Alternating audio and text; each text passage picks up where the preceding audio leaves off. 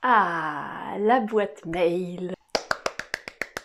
Gros morceau la boîte mail. Est-ce que vous en avez une de boîte mail? En général, la réponse c'est oui, on a quasiment tous au moins une boîte mail. Mais est-ce que vous savez bien comment elle fonctionne et surtout est-ce que vous savez bien comment l'utiliser? Si la réponse est oui et que vous passez des heures à envoyer des PowerPoint en musique à tous vos proches, même à ceux qui en veulent pas, vous pouvez vous passer de cette vidéo. En revanche, si votre niveau de maîtrise de la boîte mail se situe vers c'est l'heure du Flash Info.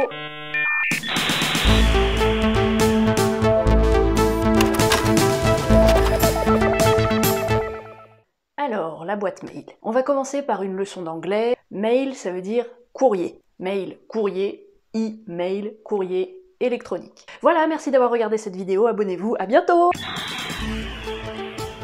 Vous êtes toujours là? Première chose à savoir que j'ai déjà dite dans la vidéo sur internet, allez la voir si vous ne l'avez pas encore vue, votre boîte mail est sur internet.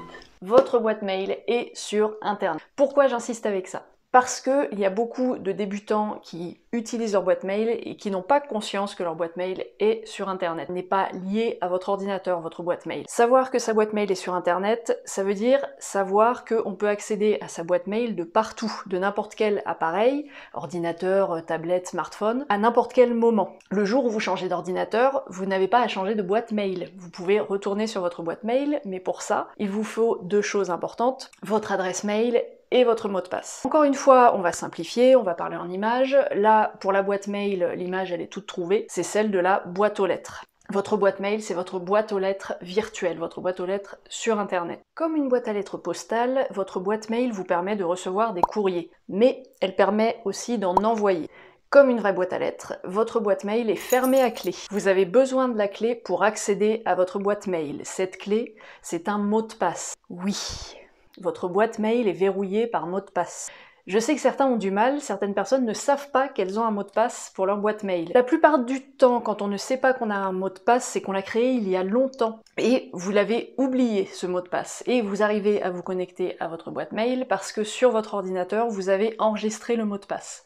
Quand vous enregistrez le mot de passe dans votre navigateur, en fait c'est comme si vous laissiez la clé sur votre boîte à lettres. Vous n'avez pas à chaque fois à retaper le mot de passe, vous n'avez pas à chaque fois à aller chercher la clé. Votre boîte mail, qu'on appelle aussi la messagerie, j'utiliserai les deux termes, elle est liée à une adresse mail. On la reconnaît à l'arrobase qu'il y a dedans. La plupart du temps, une adresse mail, ça va être prénom, nom, arrobase, et ensuite ça peut être différentes choses, ça peut être orange.fr, gmail.com, laposte.net, ça peut être plein de choses en fonction de... comment ça s'appelle ?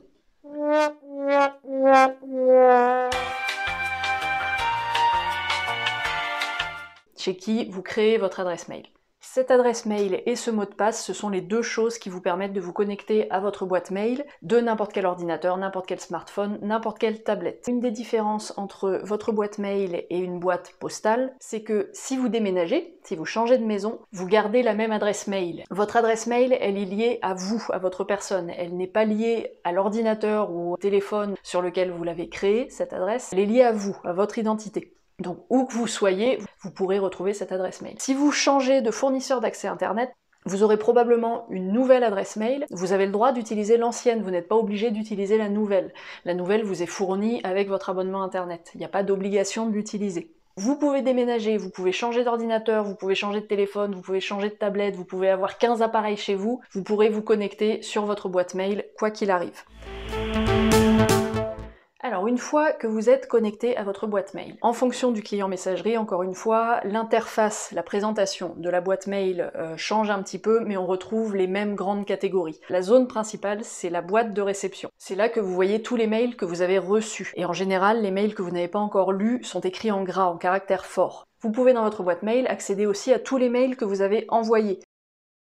Vous avez aussi la catégorie des spams ou des courriers indésirables. N'hésitez pas à y faire un saut de temps en temps pour vérifier que la boîte mail ne s'est pas trompée, qu'elle ne vous a pas passé en spam un courrier qui n'en était pas un, ça arrive. Ensuite, vous avez la boîte d'envoi. Alors boîte d'envoi, si vous avez un chiffre à côté, en général c'est qu'il y a un mail que vous avez essayé d'envoyer qui est resté bloqué. C'est-à-dire qu'il n'est pas parti, il y a eu un problème technique, peut-être une coupure internet, différentes choses. Tant qu'il n'y a pas de chiffre à côté, normalement c'est qu'il n'y a pas de mail coincé dedans, donc on s'en occupe pas trop. Si vous voyez un chiffre, allez voir quand même et essayez de renvoyer le mail. Vous avez également une corbeille dans la boîte mail. Alors attention, ça n'est pas la même que celle du bureau. Sur le bureau de votre ordinateur, vous avez une corbeille. dans laquelle arrive tout ce que vous jetez depuis votre ordinateur. Une photo par exemple qui est sur votre ordinateur que vous ne voulez plus, clic droit, supprimer, ça arrive dans la corbeille qui se trouve sur le bureau. Dans votre boîte mail, ça n'a rien à voir. Vous avez une corbeille aussi, c'est le même terme, mais elles sont indépendantes, ces corbeilles. Si vous jetez un mail, ce mail ne va pas se retrouver dans la corbeille du bureau. Ce sont deux corbeilles séparées. C'est comme si vous aviez une corbeille dans la cuisine et une corbeille dans le salon. Pour écrire un mail, la plupart du temps, il faut cliquer sur Nouveau mail, ou sur Nouveau, ou sur Écrire un mail, ça dépend. Normalement, vous le trouverez facilement, c'est assez mis en avant. Donc on clique sur Nouveau, ça nous ouvre une petite fenêtre. Là, comme pour envoyer un courrier postal, il va falloir que vous indiquiez le destinataire. Sinon, le courrier n'arrivera pas. Le destinataire, c'est cette ligne en haut. Vous cliquez dans la case destinataire. En général, vous avez un carnet d'adresses qui se remplit automatiquement. C'est-à-dire que dès que vous rentrez une nouvelle adresse, dès que vous envoyez un mail à une nouvelle personne, ça va enregistrer son adresse pour que vous n'ayez pas à la saisir à chaque fois. C'est-à-dire que dans notre boîte destinataire, on commence à taper 2 ou 3 lettres. Les premières lettres du prénom de la personne, par exemple, ça devrait vous suggérer l'adresse mail de cette personne. S'il y en a plusieurs, vous choisissez la bonne adresse et vous cliquez dessus. Vous pouvez en ajouter plusieurs des adresses mail si vous voulez envoyer ce même mail à plusieurs personnes. L'objet du mail. Alors l'objet du mail, c'est comme l'objet d'un courrier administratif. Vous savez que sur une lettre, vous avez destinataire, expéditeur, objet.